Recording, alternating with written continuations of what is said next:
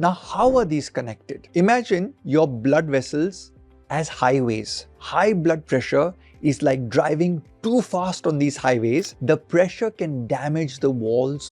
High blood pressure is a major risk factor for strokes. In India, 75% of stroke cases are directly linked to high blood pressure or high BP. Blood clots can travel from the brain and block blood flow, leading to conditions like atrial fibrillation can increase the risk of a blood clot formation. Did you know that 20% of the strokes in India are actually caused by blood clots? Now, how are these connected? Imagine your blood vessels as highways. High blood pressure is like driving too fast on these highways. The pressure can damage the walls of your blood vessels, making them more likely to develop rough patches or potholes. And these rough patches can catch blood cells and actually form clots. A blood clot is like a traffic jam on your blood vessel highway. If this clot is big enough, it can block the blood flow to your brain. This blockage is actually what causes a stroke. So in summary, high blood pressures damage blood vessels. Damaged blood vessels can form clots.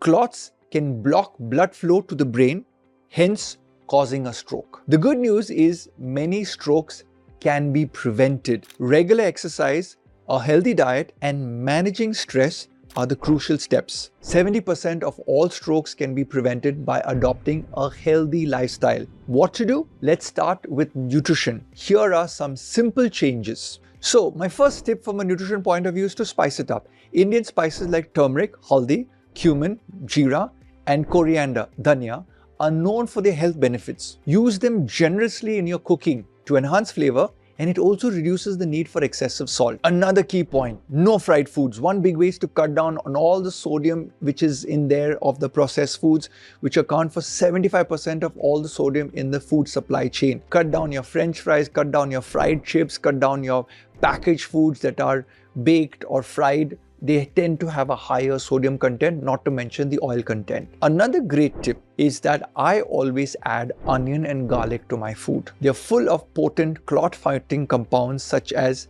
allicin. Now, allicin is a sulfur-containing compound specifically found in garlic and is believed to have blood-thinning properties. So the thinner your blood, the better your flow, lesser the chances of blood clots. Flavonoids.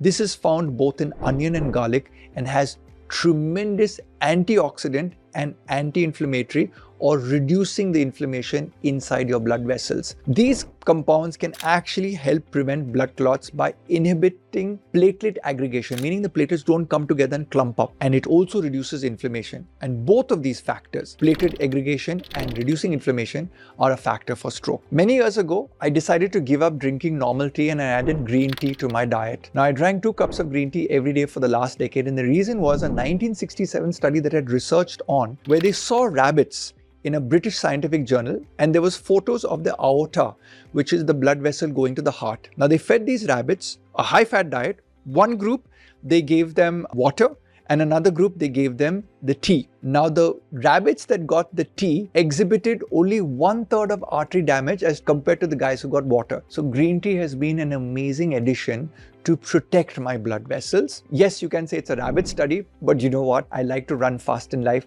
and I do believe that I eat carrots like a bunny. So please add green tea to your life. Now, if you can, there's another tip. Consume fish, specifically fatty fish. The fatty fish literally changes the shape of blood platelets so they can't lock together and form unwanted blood clots. While not as widely consumed as in some Western countries, certain Indian fish varieties such as Indian salmon, mackerel, sardines, anchovies are all rich in omega-3s. This omega-3 is what protects your platelets.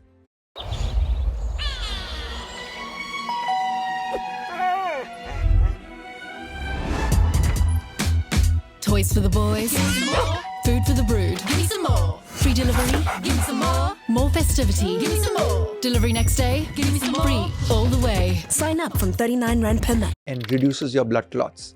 Another good source of omega-3 is krill oil. This supplement is derived from krill, a tiny crustacean, and is a great source of omega-3s, especially the EPA. Also, Algal oil, for vegetarians and vegans, the algae in the ocean, the oil taken from them, offers plant-based sources of omega-3. Another favorite that I recommend at my Qua Nutrition clinics when I practice is flax seeds and chia seeds.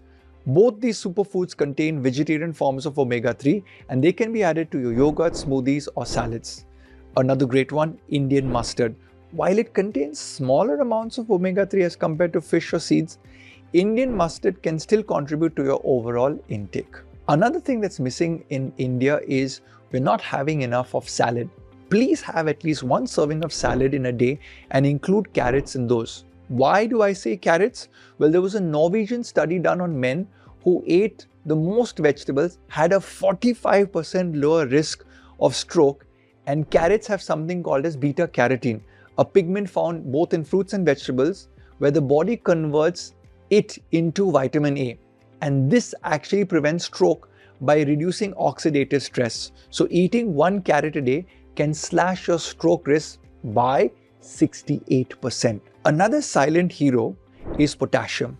Whilst in my clinic when I practice, I want to reduce sodium, I love to increase potassium because it can reduce your stroke chances by up to 40%. And this was an analysis done on a group of about 859 men and women in Southern California, USA, and they were at risk of stroke. It showed that potassium regulates your blood pressure. So what are the potassium-rich Indian foods and what could be the dosage? This is my advice to you. Banana, one banana, medium size, contains 420 milligrams of potassium. Note that down. Spinach, pollock, 1 cup of cooked spinach contains about 890 milligrams of potassium.